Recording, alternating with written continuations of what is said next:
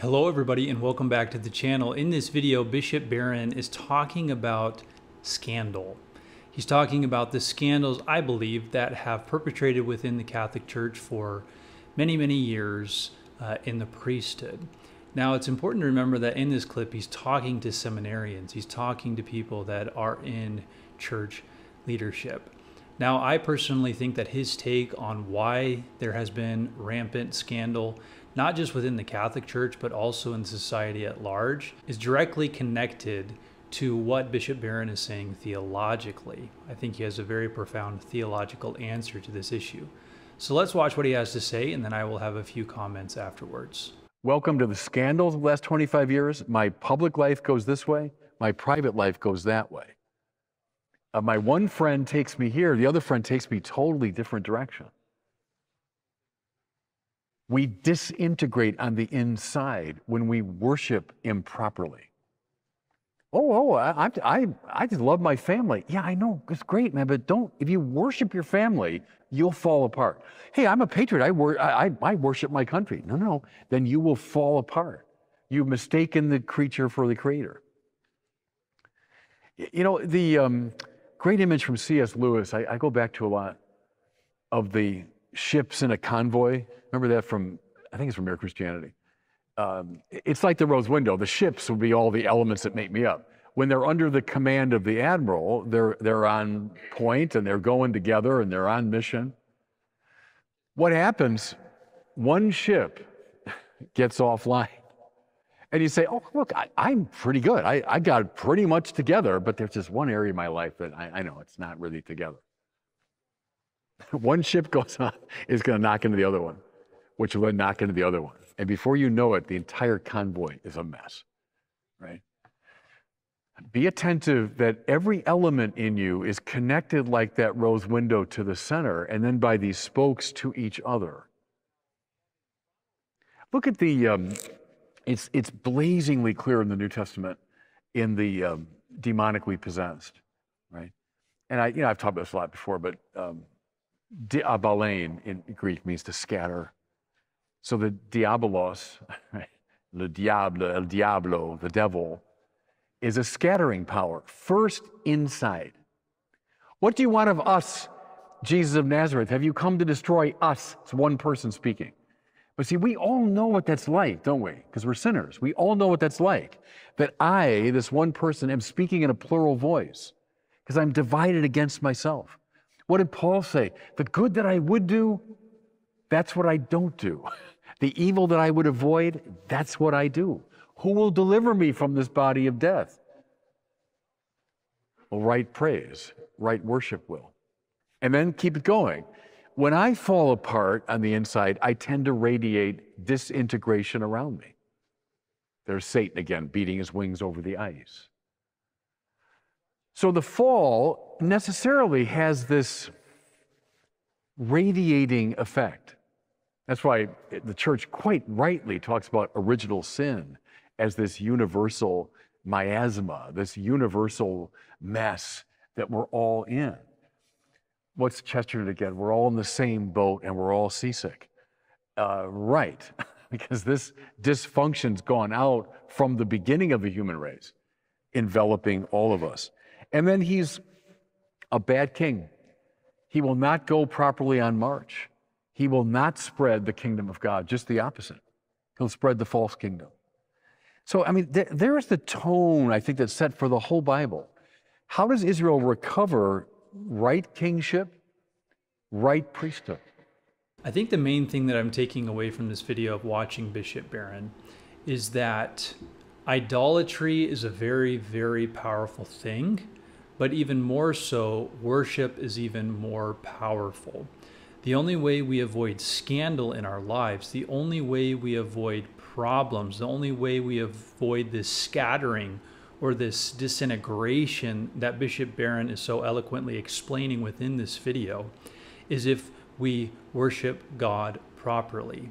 True and proper praise rendered forth back to God is the antidote to the disintegration of our souls. It is the spiritual nourishment that we so desperately need. Now, there are many things that we could say here. A few verses came to mind when I was listening to Bishop Barron. The first one that came to my mind is he was using the C.S. Lewis ship metaphor, I guess we could say, and he also cites Chesterton. And they're kind of using, so I really like the Chesterton one. I had never heard it before, about how we're all in the same boat and we're all seasick. It reminded me of a verse in 1 Timothy 1, chapter 19. It says, and this is the Apostle Paul talking to a young preacher, and I think the context is similar to what Bishop Barron is doing here, encouraging and exhorting young seminarians in the faith. And of course, as a Protestant, I believe in the priesthood of all believers, so I believe it would extend to us.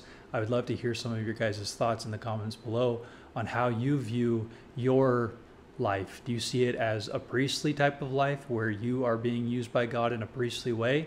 Or is that something specifically for the clergy of the Roman Catholic Church? Protestants and Catholics have very different viewpoints on that.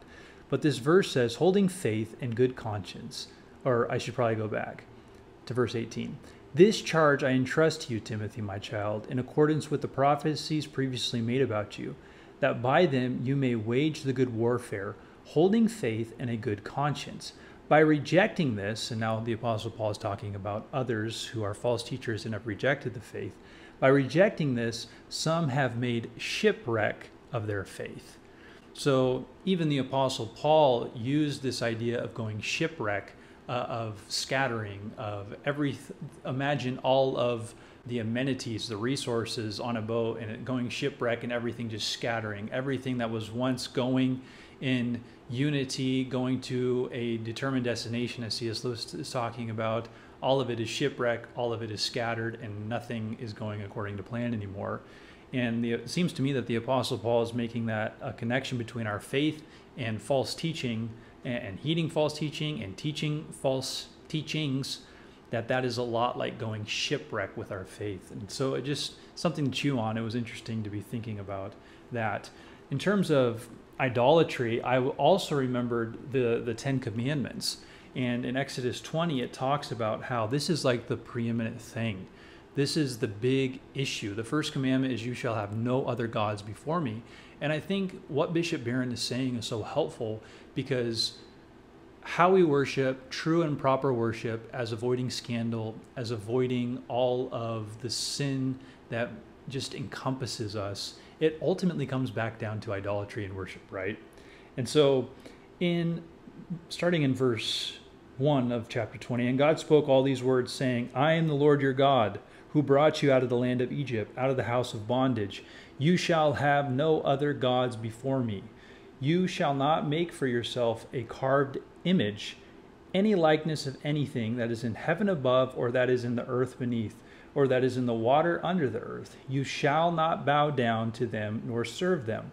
For I, the Lord your God, am a jealous God, visiting the iniquity of the fathers upon the children to the third and fourth generation of those who hate me, those who are idolatrous, but showing mercy to thousands to those who love me and keep my commandments. Worship me properly.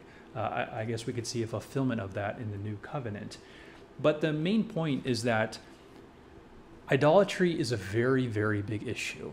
Proper worship is an even bigger ordeal and a bigger deal to us as Christians. We have to worship rightly. And I'm also thinking of 1 John chapter 5 that talks about, it's basically the last verse of the epistle of 1 John. It says, little children, keep yourself from idols. That was the last words that the Apostle John had in that letter. After all the great things he said, he had one little simple command: keep yourself from idols. So what is Bishop Barron saying is the biggest problem that causes all the scandals that we see in the society of the last 25 years? It's idolatry. It's putting the creation before the Creator. It's worshiping the creature, not Yahweh. So may this be our reminder that all of us need to render true and proper worship back to the one living, triune, perfectly holy God. All right, that's all I have for this video. Please be sure to like and subscribe, and I'll see you in the next one. Peace.